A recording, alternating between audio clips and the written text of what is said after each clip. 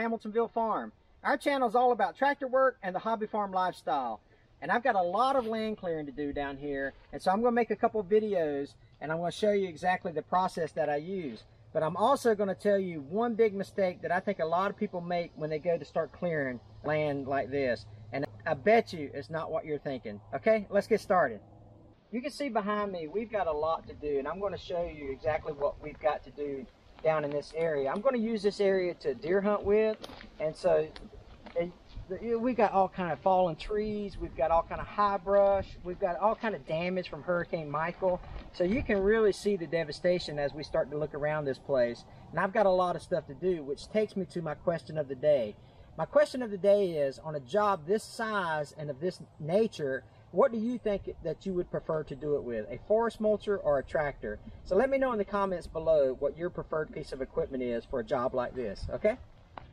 A lot of this area is covered with trees that have fallen down. You can see behind me where the tree stand is. Look real close up in between all that tree debris. So I've got to get rid of this tree, get it out of the way so I can access that tree stand. And I've also got to clean around the area so that we can access the land where the deer are going to travel and kind of open it up to produce shooting lanes or whatever the case may be. So when deer season comes around, we'll have greater access to this area. Not only do I have to worry about my tree stand that I want to clear up, but you can see what kind of debris. I mean, look at the size of this root ball here. I'm 6 foot tall, and this root ball is taller than I am. And so there's so much to clean up. But good thing I've got the Mahindra 4540. I'm also going to bring the Husqvarna 435 out here. It's got an 18-inch bar on it. I think that will do real good at cleaning this kind of stuff up, because I want to get these trees out of the way to start accessing the swamp down there at that position of the land. You can see behind me the tree line. That tree line is a swamp, and that's where the deer come out of. So what I want to do is I want to be able to get everything accessed so that I have a clear shot. I'm going to show you in another video where I plan on putting a shooting house. So I've got a tree stand that I can use for bow season, and I've got a shooting house that I can use for gun season, because I don't want to be 10 feet on top of a deer, you know, with a 30-06, you know what I'm saying? So anyway, but this is a lot of stuff that we got to walk through. A lot of thick underbrush and a lot of just broken tree limbs and just yucky stuff, which takes me to my rookie tip of the day. My rookie tip is to make sure that if you're in an environment like this where you have the fallen trees, the underbrush, the sticks and limbs, and a wet plus sunny condition, is always carry a bite and sting kit with you.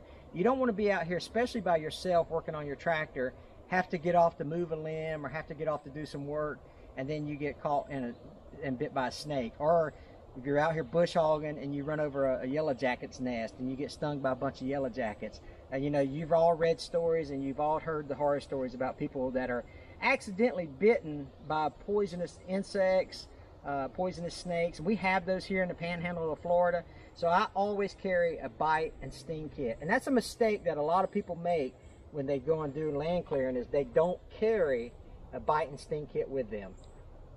When you're walking through this type of stuff, you need to be careful of your footsteps, because you know, snakes like to hide under all this stuff. So let me show you what we found as we was walking through here making this video.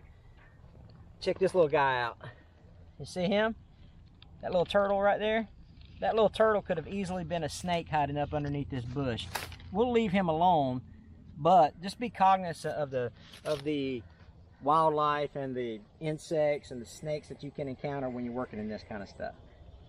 A lot to think about when you're going through this situation, trying to figure out your land clearing process and all that. So hopefully my question of the day helped you, and my rookie tip helped you as well. You know, there's going to be a video series that's coming up showing us how we're going to work this piece of property down here. So make sure you hit that subscribe button, click that little bell notification, and that will tell you when our next videos are coming out. We do about 2 a week, somewhere around in there.